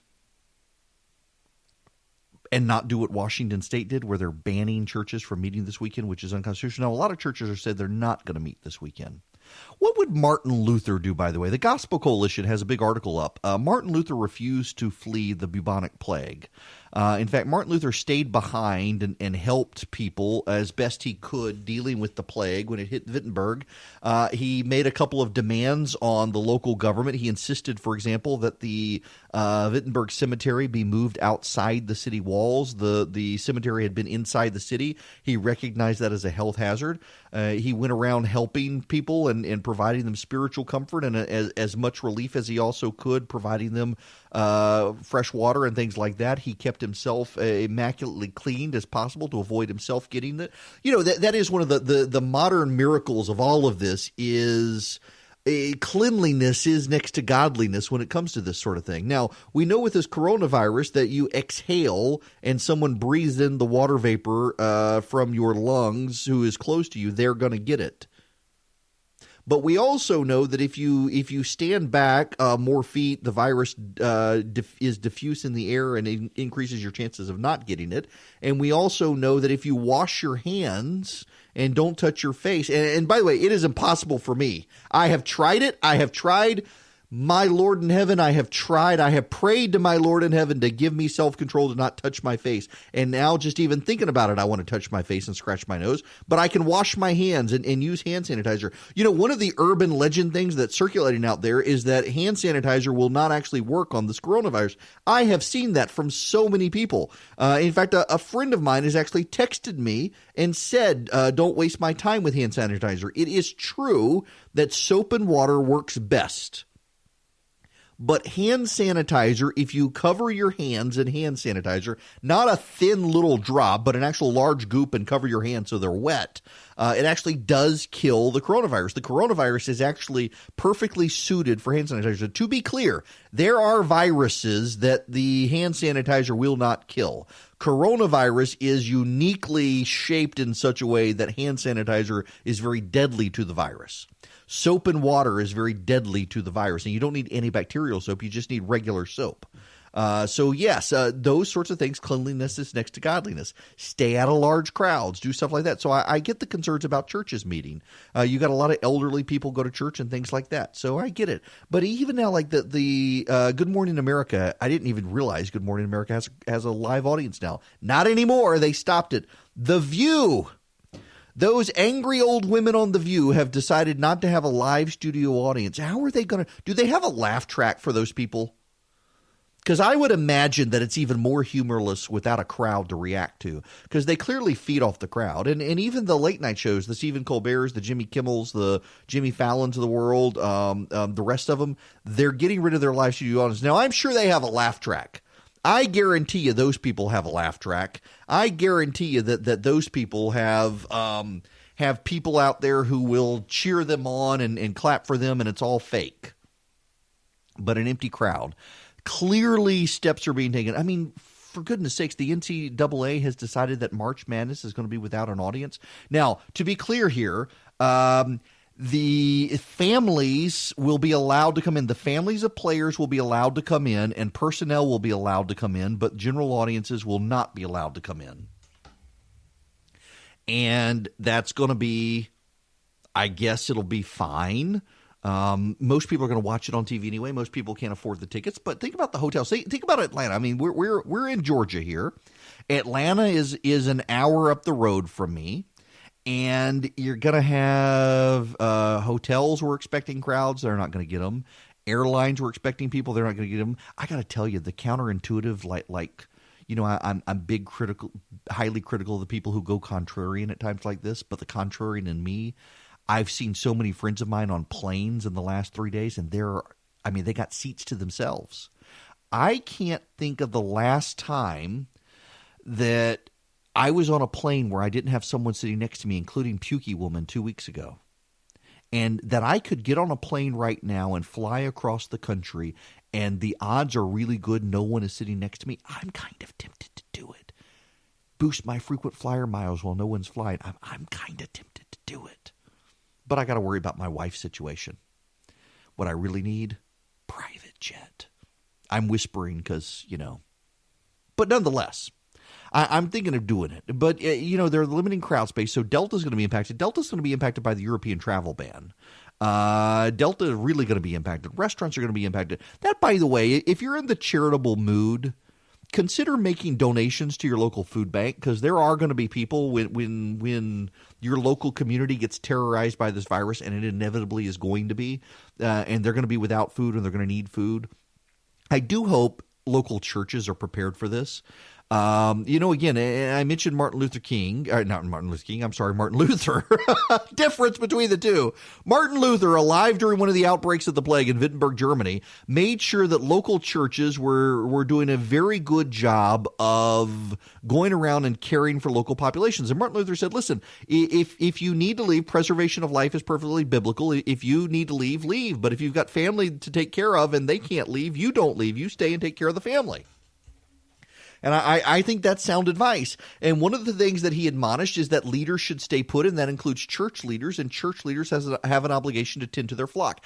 And I do wonder if local churches in the country are thinking about that what does the local church do? And it's not just do we have church on Sunday? There's a pandemic, a global pandemic. Do we have church on Sunday? Do we activate a live stream? Do we figure out how to stream it on the internet? There's actually more to it than that. Do we do an audit of who is active in the community in our church? And do we do an audit to see which of them are sick? And do we figure out who can go deliver food to those houses? Even if you can't go inside because you're worried about getting the virus, is there food that you can leave at the door? Is there a way to take care of these people in the church community so that others don't have to do it? Is there a way now? This is honestly, I really do believe this. There is a way for churches to assist local communities at a time that so many people are going after Christians and going after churches, and churches are bad, and Christianity is a bunch of hooey. There's a way for Christianity, a way for churches to show in their local community that they're a part of the community. They're not just this random building that people fill up on Sunday and it's otherwise empty. And part of that is you can offload community resources to allow them to attend to people who aren't churched, and the church can take care of their own. And then the church, once it's taking care of their own, can extend their capacity to others, so that local nonprofits, local community organizations and foundations, and the government know that there are a subset of the community that they don't have to worry about because the church has this. That should be part of what the church does. And I don't know whether churches are prepared to do that or not, but I would admonish you, if you're in a church, if you're a leader in a church, start thinking about that. Can you do an audit of who are your regular churchgoers who live in your community? Frankly, who are the people who are on your church rolls who never come to church anymore? And reach out to those people and let them know that if you need help, we're here to help. If you need a meal, we're here to have a meal. If you can't get out of your house because of this virus, let us know. We can deliver at least canned goods, or we can deliver a meal, something like that. We don't have to come inside. We don't want to come inside. We don't want to spread the illness, but we want to make sure you're safe. There's a way to do that to free up the capacity of other nonprofits, the Salvation Army, the Red Cross, the local food bank, the local homeless shelter, the local soup kitchen, in a way that churches can do so that everybody is being taken care of. And then if the churches have excess capacity, to go help those other organizations help. This is a great opportunity, I think, for the church in the country to be able to stand up again and show that they're relevant to the culture at this time in need. I think it's worthwhile doing. I don't know whether people are thinking about that, but I hope they're thinking about it. Meal delivery service for neighbors in time of need, I think, is one of the big things that brings local community back together. And I've got to tell you this, I say this all the time, but honest to goodness, your Facebook friend is not going to bring you food. It's your next door neighbor. It's your local church. It's your local nonprofit. If you're sick and down and out. But here's the other thing, because there are going to be a lot of people who are like me and my family. We are not going to ask anybody for help. If something happens to the Erickson household, particularly, and you know what, honestly, it's more my wife than me. I'm okay with it. In fact, my wife had surgery a couple of years ago, and I was totally fine with the church bringing us meals. And my wife's like, the kids aren't going to eat it. It's like, well, what about me? And my wife does not like to ask for help. And there are a lot of cases where I really don't like to ask for help at all. There are a lot of people who don't want to ask for help, and they feel like they're putting people out. I am very willing to help a whole bunch of other people, and I really hate to ask other people for help. Part of my problem, I hate to say no, and I hate to ask for help. And there are lots of other people like me out there, and sometimes churches have to be somewhat insistent. But being able to take care of people in the local community, it's not just the community obligation. If you're part of a local church, I would encourage you to be thinking about that. What can you do? Now, can we please, can we move on? I'm hoping we can. I still got more stuff I want to say about coronavirus, but we've also got Bernie Sanders out there. Sanders, everyone expected him. He held a press conference yesterday. Everyone thought he was going to drop out. Oh, no, my friends. He did not drop out. You know, it's crossover day in the state legislature. And you know what they did in the House yesterday at the very last minute while everyone's distracted by the coronavirus? They shoved out of committee a gambling measure for in-state casinos after saying they weren't going to do it. They made sure everybody was distracted, and they did it. I want to let you guys know I am actually totally okay with gambling. I don't gamble myself unless it's Chris Burns' money. I like to go to Las Vegas because I'm not really a foodie. I don't like pretentious food, but they got great restaurants in Las Vegas. I actually enjoy going to Vegas. But I'm actually opposed to having a physical casino in the state of Georgia, less so than I used to be, but by and large, the problem with the legislation, so that you understand this, is the way they're designing this so-called destination casino is that a certain percentage of the revenue of the casino would have to come from entertainment.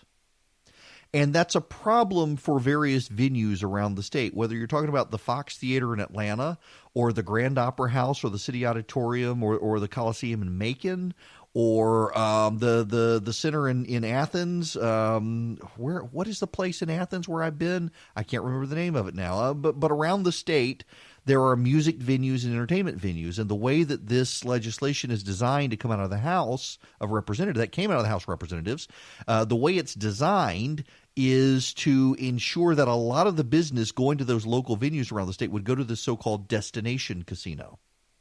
And they could, by and large, monopolize a lot of performers who would be going to these other venues, and it would actually cause economic havoc. The other thing that the legislation does is it insists that a certain percentage of revenue come from foods, and that's going to hurt local restaurants. The casino industry has been making a lot of donations to Republicans in the state to push this legislation. They promised it was not going to come back through, but on the very day before crossover, they pushed it out. It's for a floor vote today. I actually am very much opposed to it. I'm not opposed to sports betting in Georgia. I'm really not. I'm not opposed to sports betting in Georgia. I'm not even truly opposed at this point to something like, you go to D.C., you got the MGM Grand. It's fine if it could be done that way, but this legislation is a bad idea. And the legislation is a bad idea because it specifically is structured to take entertainment attractions and restaurants away from local areas and put them in this one location. And so the economic impact would actually be negative to the state. The other thing is there has never been – I am not aware of an example, and there are plenty of studies out there that are not funded by the casino industry that show that every state that's done this to boost the education scholarships in the states actually don't see a boost because even the government can't bet against the house odds. In the casinos are able to structure their revenue in such a way that it makes it look like they're not earning as much money as they are. And then they use entertainment as a loss leader to bring in people to the casinos to gamble. It becomes an unfortunate structure, and I think it's a bad idea. I'm totally okay with sports betting in Georgia. At this point, I don't know. I may be the only person I know who doesn't bet on sports in this country. I honest to goodness, no. I got a couple of friends who are as clueless when it comes to sports as I am and don't do it. But overwhelmingly, virtually every single one of my friends now has an app on their phone where they can place bets on games. And I'm totally okay with the state building a facility at the Braves Stadium or at Mercedes-Benz for people when they're watching a game to be able to go and place a bet. But having a casino in the state would actually do economic damage to some of the great music venues and entertainment venues in the state, the way this bill is structured. And again, they said they weren't going to do it, and they waited till the last minute to rush it through, and that is a real problem that I have with this. I welcome. Let me start there. Welcome. It is Eric Erickson here, the Eric Erickson Show, and the phone number, if you want to call in, is 877-97-ERIC. 877-973-7425. I should not laugh. None of us should laugh. I'm not going to laugh. You really shouldn't laugh. But man, you can be just livid at this. I suspect that Rudy Gobert's days on the Utah Jazz are numbered.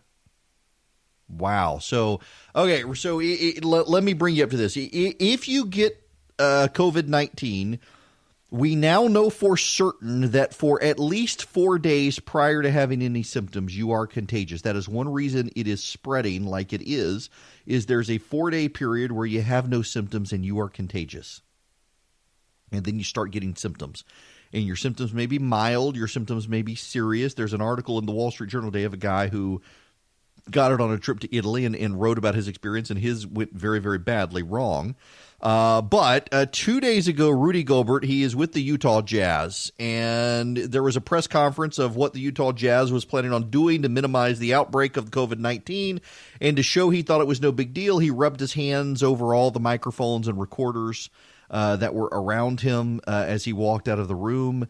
And last night at a game between the Utah Jazz and the Oklahoma City Thunder, who names their team the stupid name? Nonetheless, so is the Jazz. But anyway, well, they had to shut down the game just as it was beginning because Rudy Gobert, 2 days after rubbing his hands all over people's microphones, he had the symptoms.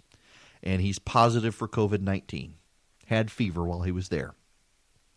Donovan Mitchell now, a fellow player on the Utah Jazz, has tested positive for coronavirus. Jazz players privately are telling ESPN that Rudy Gobert had been careless in the locker room, touching other players and their belongings, and now a teammate has tested positive. Let me just say that I suspect there are going to be other players who beat the snot out of him, I would imagine. They're not going to want him on the team. They're just not going to want him on the team after doing something like this, I would imagine. Goodness gracious. And here I keep wanting to move on from this stuff, and the news just keeps breaking. I might as well do an update for you now as we've gotten some new data that continues to pour in here from around the world. Even the Associated Press, by the way, has come out and said, hey, the good news is 68,000 people have recovered from this thing. Only 127,863 have gotten it, and 68,310 have recovered from it, which is actually really good news. The world is responding. People are shutting down. The European Union is livid at Donald Trump. Here's this breaking news. Major League Soccer is suspending its season immediately until further notice due to the coronavirus, according to Sports Illustrated. So now you've got the NBA is suspended and soccer is suspended. You know, what is the Braves opener? The Braves opener is coming up soon. They've been in spring training, and I suppose they are. I suppose they're going to suspend that. I would imagine right now Major League Baseball says it's on, but I'm guessing not. Oh dear. A man who stood next to President Trump at Mar-a-Lago 5 days ago, his name is Fabio Weingarten. He has tested positive for coronavirus. So we'll see if the president gets the coronavirus now. Goodness gracious, the news just keeps breaking so fast right here. There's a hearing right now with Anthony Fauci. Clay Higgins, representative from Louisiana, is demanding that it be adjourned. And now if you want your news dump of the day, man, taking advantage of this. Duncan Hunter, the former congressman. Duncan Hunter, former congressman, news dump today. Perfect time to news dump this so no one pays attention to it. Congressman Duncan Hunter in a news dump today is admitting to having engaged in at least 5 extramarital affairs, subsidizing travel with his mistresses with money donated to his campaign. It included a romantic weekend at Lake Tahoe. Holy moly. All right. The news just in every direction. See, this is the perfect time to dump the news. I told you, nobody's talking about impeachment anymore, are they? Nobody's talking about impeachment. Nobody's talking about the Iran situation. Nobody's talking about the North Korean situation. What were the other big scandals? No one's talking about the kids at the border. Nobody's talking about any of that stuff. We're all talking about the coronavirus. Now, there's a difference. This news cycle will move on, too. By the summer, this news cycle will move on. There is a fundamental difference, though, between the coronavirus story and these other stories. The coronavirus story has a body count. The Iran story really doesn't, other than Qasem Soleimani. Impeachment doesn't have a body count. The North Korea treaty stuff doesn't have a body count. The kids at the border doesn't really have there are a couple of people who died trying to get there, but it doesn't really have a body count. This story is going to have a body count, and that's why it's going to stay alive a little bit longer than the others. But we will I suspect by the summer we'll be moved on to something else, but this one is going to be around for about another month. Now, Mike in Clarksville, I want to go to you. Have I screwed up on air and said something wrong? No, sir. I would appreciate that you would keep your strategy focused here on Georgia and to find out where outside of the Atlanta area this is spreading. And the numbers that you gave today about how many days in the past and looking at the growth in the number of cases, and that it's the same exponential growth that is occurring throughout the world. We have to be aware of where this is going. And I personally don't believe in a month this is going to be over. It's not over in China. It's not going to be over here. Well, I'm glad you say that, Mike, because that is a poor word choice on my part. It's not going to be over. I think we will probably be turning the corner. Like in China now, the rate of infections has gone down. It's not spreading so much as people are getting over it. Reported. You can't believe the Chinese. That is fair. Now, let me explain, because you mentioned this, and for those of you who weren't here in the first hour, Mike, thanks very much for the phone call for that. Here's the situation. You reach a level. Now, let me find this report. I had it pulled up earlier.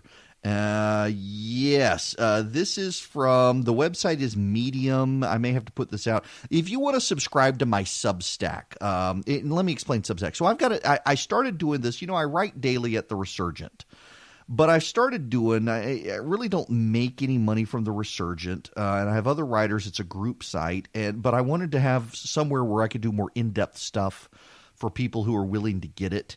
And so I discovered Substack, and so I do a newsletter at Substack, and it's much more in-depth and a deeper dive into topics. If you're interested in getting it, text the word SHOW to 33777, and you can get a subscription to it.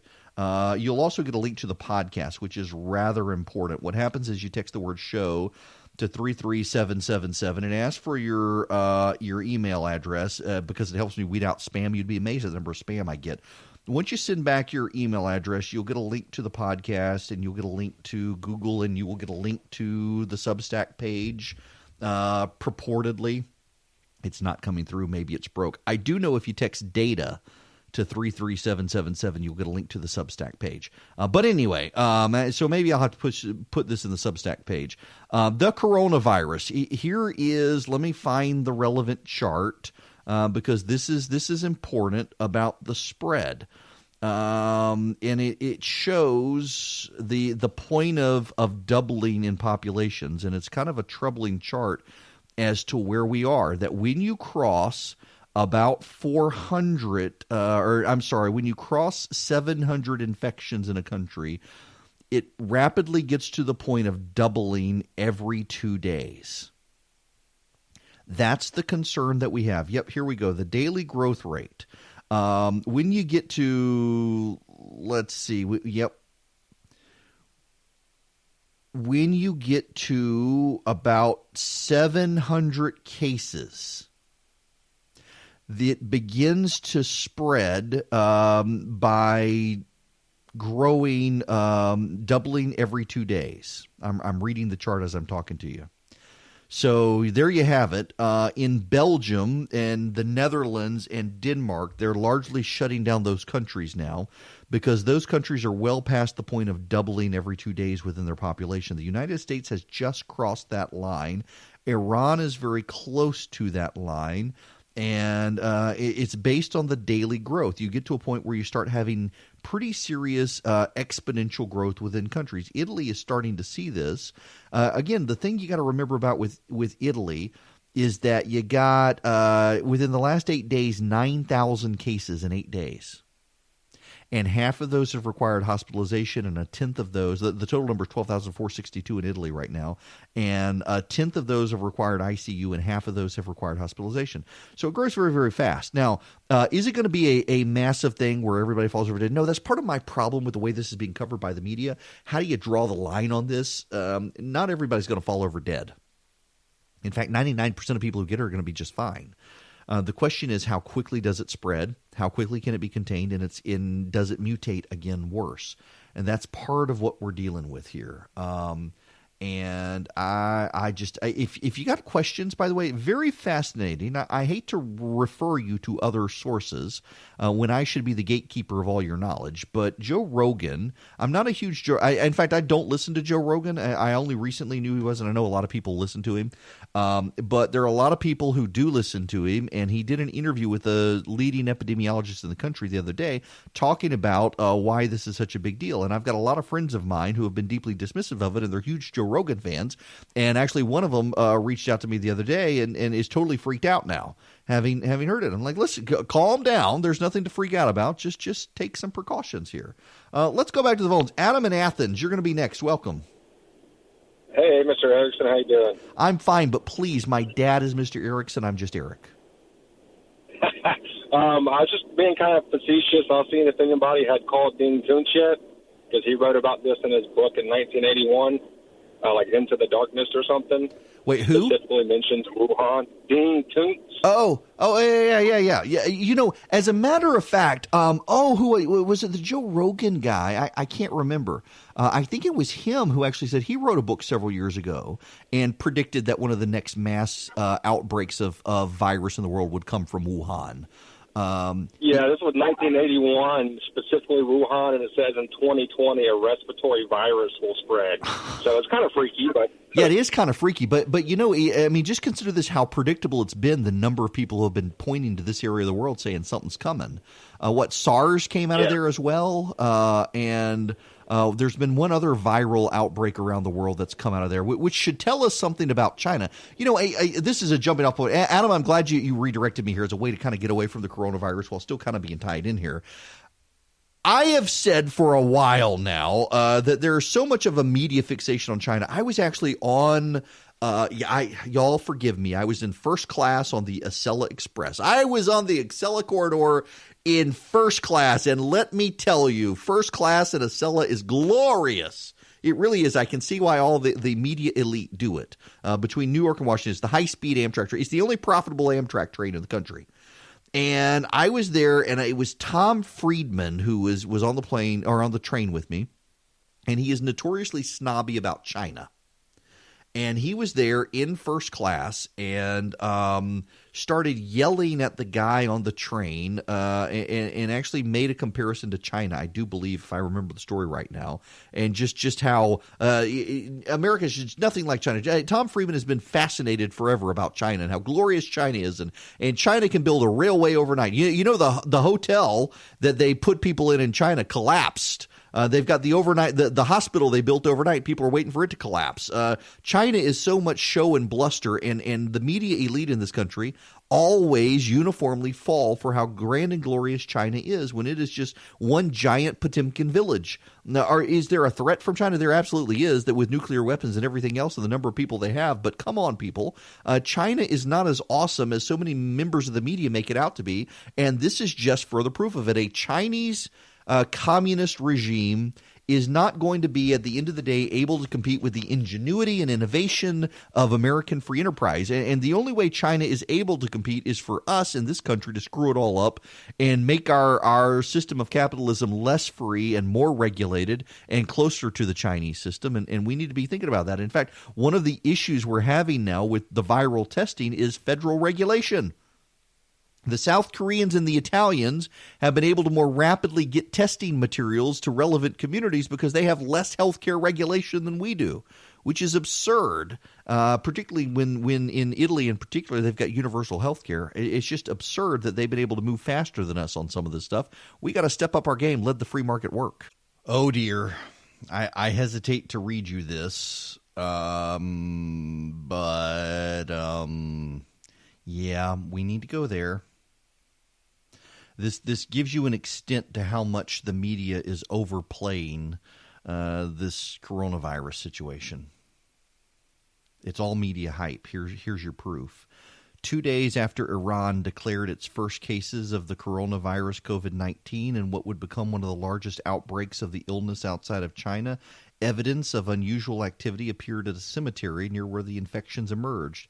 At the Behest Masuma complex in Qom, Iran, 80 miles south of Tehran, the excavation of a new section of the graveyard began as early as February 21st, satellite images show, and then rapidly expanded as the virus spread. By the end of the month, 2 large trenches, their lengths totaling 100 yards, were visible at the site from space. According to expert analysis, video testimony, and official statements, the graves were dug to accommodate the virus victims in Qom.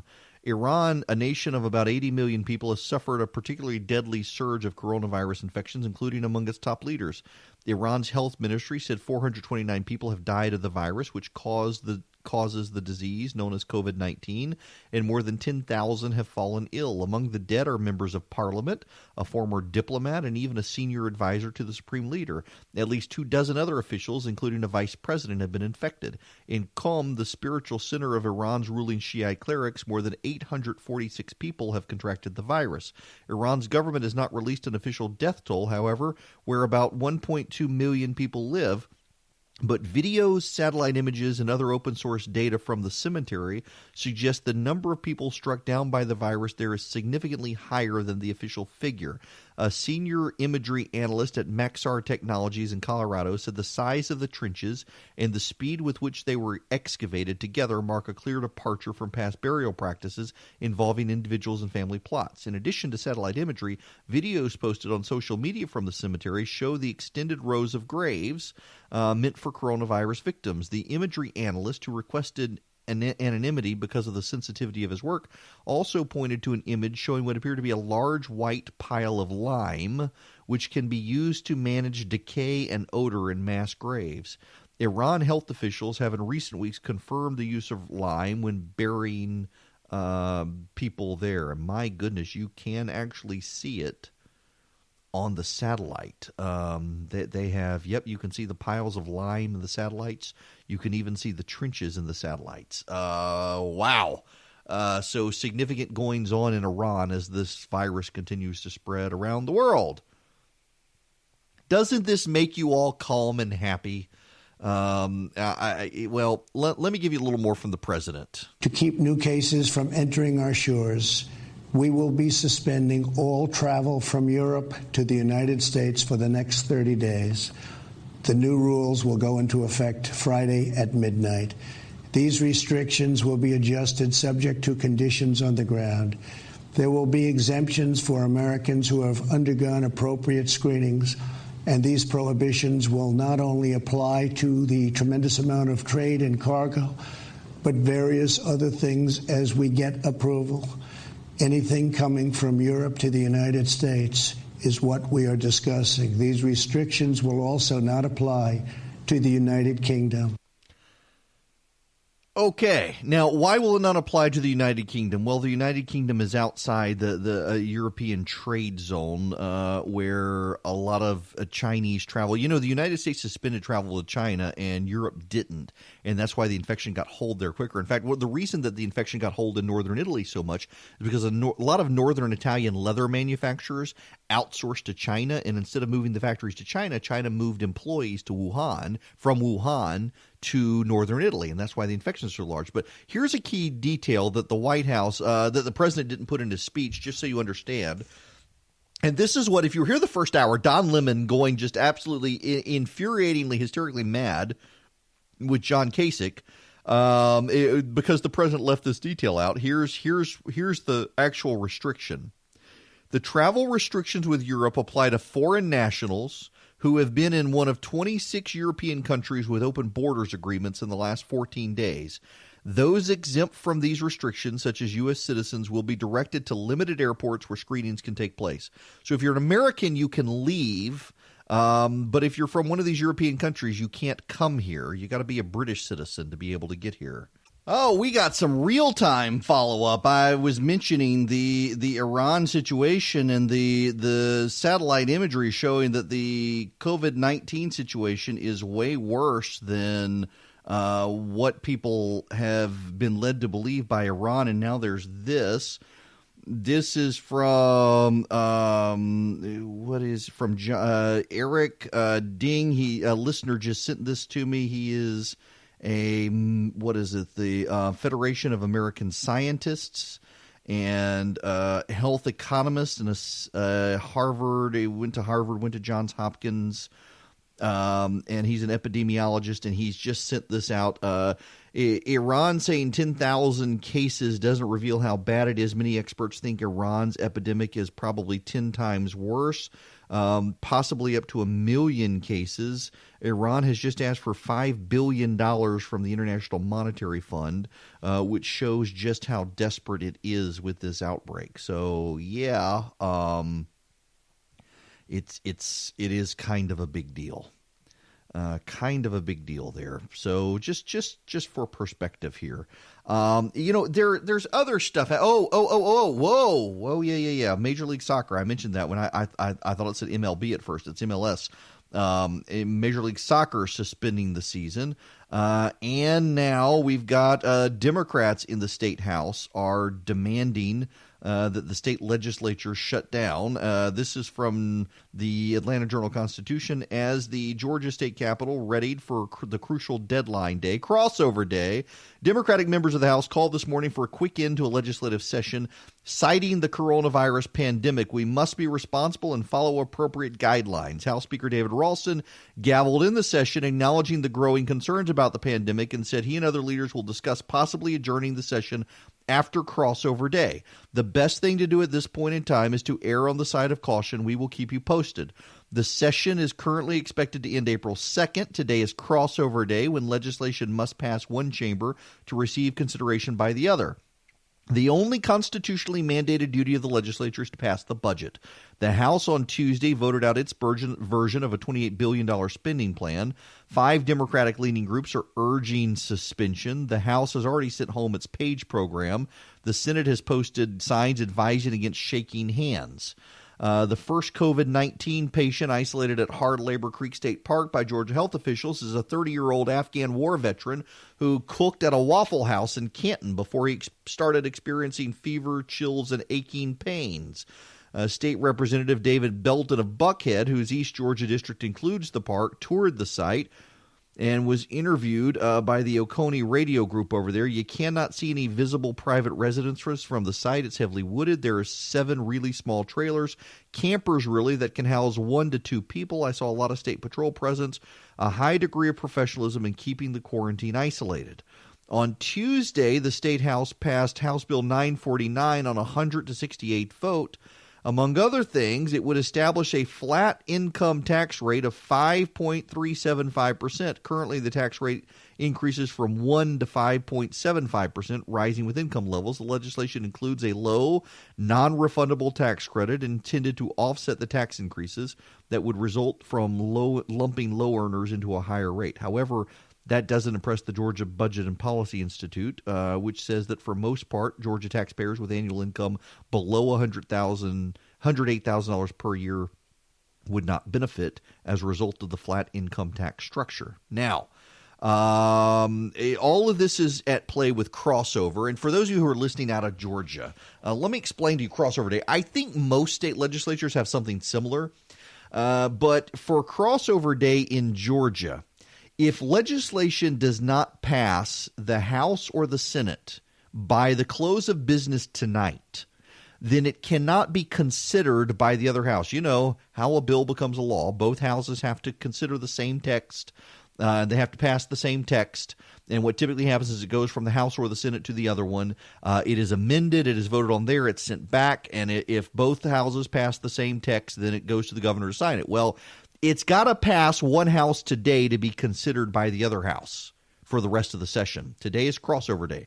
What happens typically, like this casino bill that is coming out of the Georgia House, the Georgia House leadership said that's done. We're not going to do it. No casino legislation this year. Everybody lowered their guard. And then last night, they rushed out a casino legislation to build a casino in Georgia after having told everybody nothing was going to happen. So here we are with this fine situation in our state legislature. Yeah. problematic. So now, what exactly are we looking at here? Well, what we're particularly looking at is the legislature doing some hanky-panky, but they're getting the budget done. And now you've got Democratic groups telling everybody, shut it all down, shut it all down. It's not a coincidence that the partisan group, they're all tied to Stacey Abrams. They're all partisan Democratic groups, and they all began the call before crossover day. Here's why. There are a number of pieces of legislation in the legislature that Democrats believe that they might be able to get a PR advantage on. The Democrats in Georgia have done a very good job since last year of all coming on the same page with the same talking point to go after the Republicans, and the media eats it up. A lot of the major media in Georgia isn't friendly to Republicans to begin with. And so when the Democrats can get on the same page with the same talking points, it can become a story. Take the Lake Juliet situation, and this is not to dismiss the Lake Juliet situation. There's a serious situation with Georgia Power and Lake Juliet, but a lot of Democratic groups have taken what is a serious situation and turned it into a partisan situation, and that makes it more difficult for the other side to consider it because it has partisanship written all over it. They don't want to give the Democrats a win any more than the Democrats want to give the Republicans a win. So what they do is they make a big deal about the legislation, and now that we're to crossover day and it has no chance to pass, what they want to do is they hold a press conference and say, we got to shut it down. We got to shut the whole thing down. Shut the legislature down now before crossover day. And they know if they can get it shut down before crossover day, then the legislation, they've got several weeks where the legislature is not meeting where they can build a story. They can't build a story right now because the only thing anybody cares about in the news cycle is this virus. So it's real hard to get sympathetic treatment from the various media outlets around the state when the various media outlets around the state are only focused on what's going on with the virus. The only way to do it is to shut down the legislature, let everybody go home, let the situation calm down, let the virus burn itself out, and then come back and start over again with the coordinated campaign. That doesn't seem to be working. That's why the Republicans in the state do not want to shut the legislature down before crossover day. They want to go on and lock everything down so that there can't be any hanky-panky with the legislative agenda. And I'm sure the Democrats will still try, but it's not quite going to be as effective as what would otherwise be the case. And therein lies the problem. Now, you do need to know one bill that has gotten people's hackles up is a Republican-authored bill by Casey Carpenter and Dalton. It's House Bill 997. It is a bill that would allow the so-called Dreamers, the DACA recipients, to receive in-state tuition rates at some Georgia colleges. It's been a very emotional, contentious issue. Carpenter says it's a workforce development issue. If you go up to North Georgia, particularly if you go into the Dalton area, there are a lot of immigrants there, and some of them are illegal. And they brought their children to Georgia with them.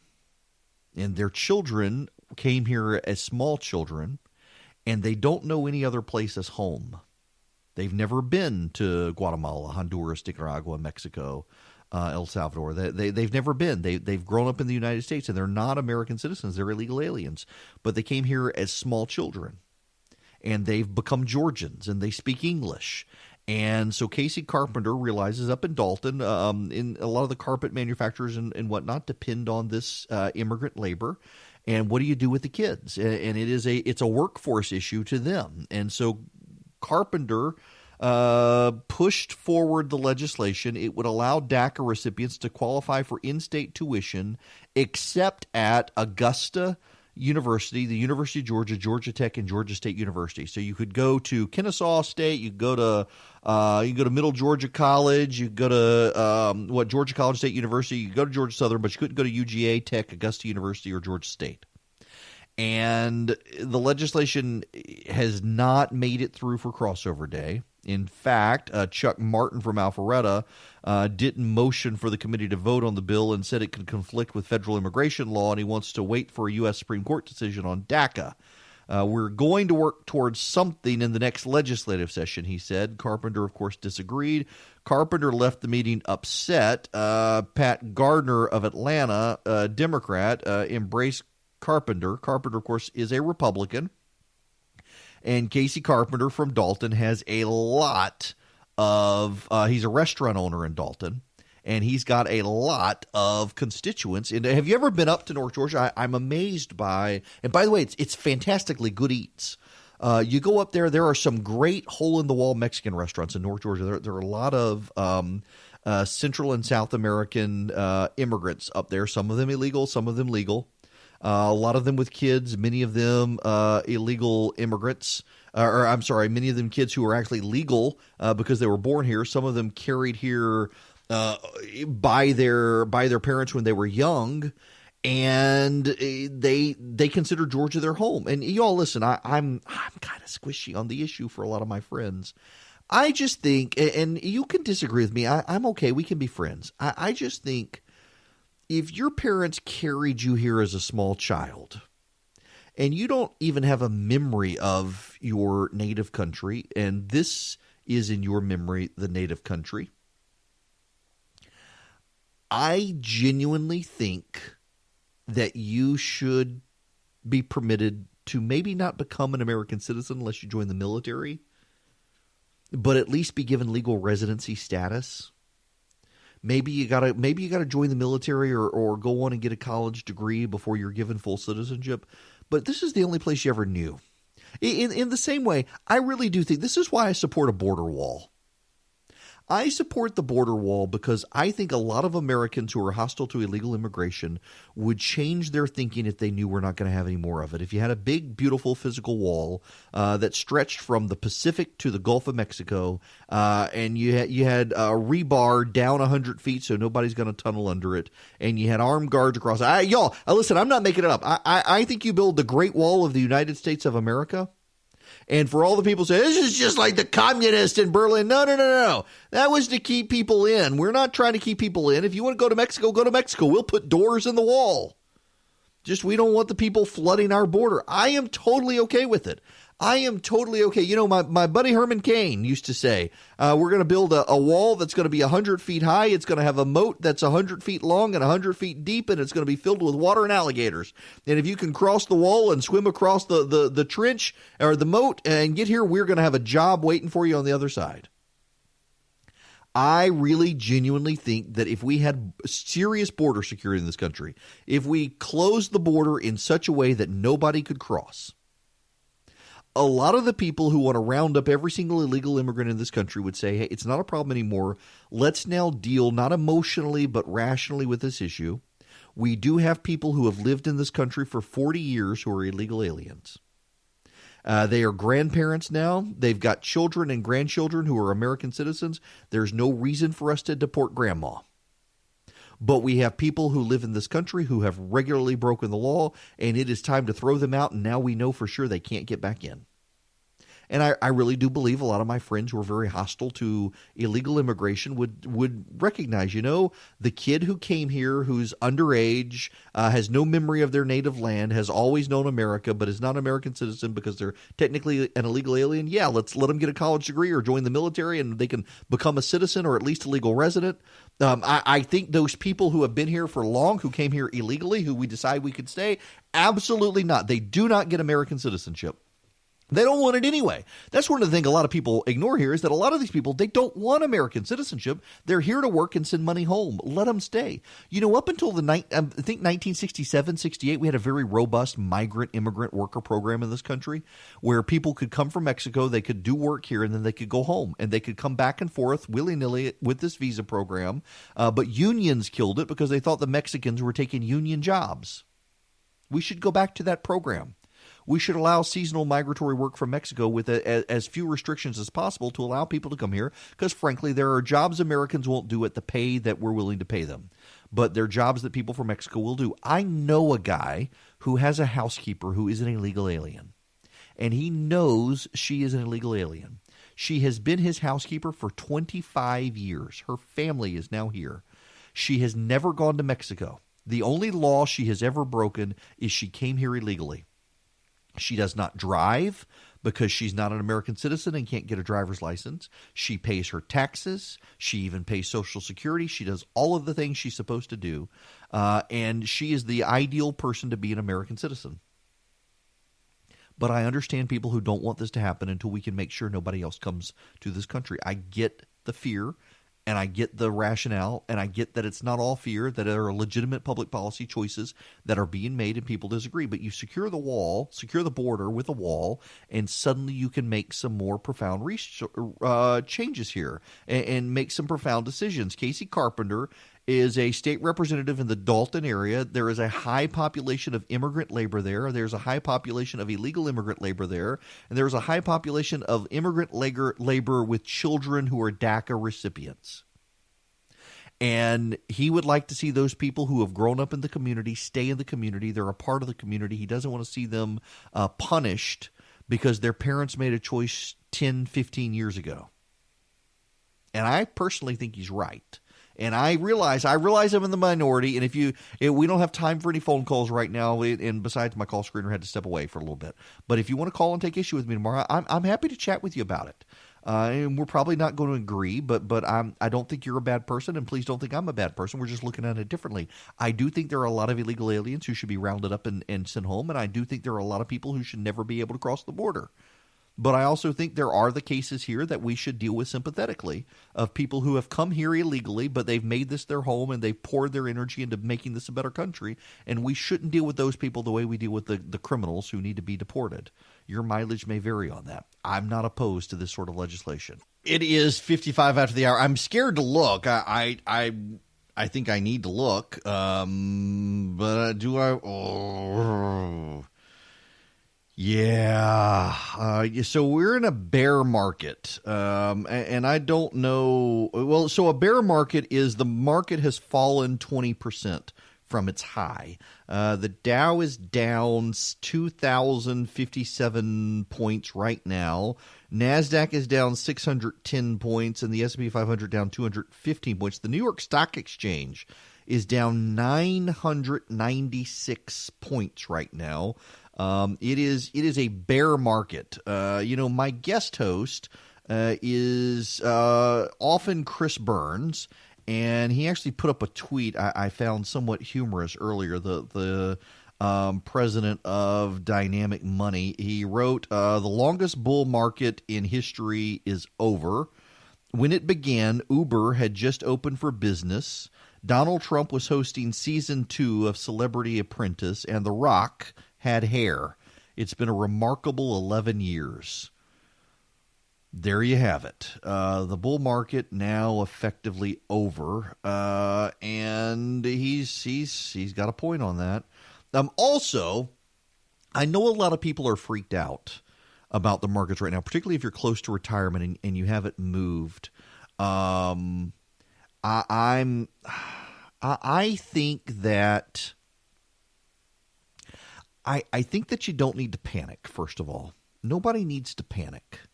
God's still sovereign. God's still on the throne. There's no reason to panic. He's in control. His will be done.